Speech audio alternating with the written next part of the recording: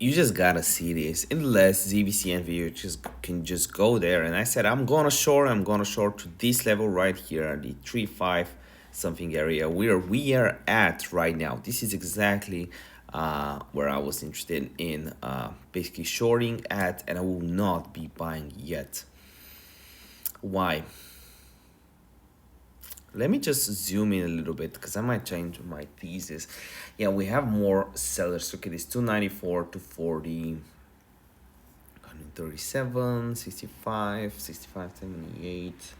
Okay, so the area where I would be interested in buying at right now would be this area right here. So the only area I would be interested in buying at is here for now.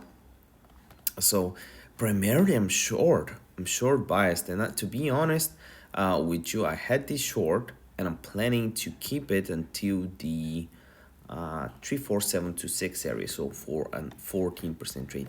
I'll make another ZBCN update tomorrow. If you're interested, I'll have the links in the description down below. I'm making this no BS video, so I don't want to waste a second of your time with no fluff words. 281 grand up on meme coins. If you want to learn how, there's a link in the description down below to follow every single trade I have, plus my course. See you next video.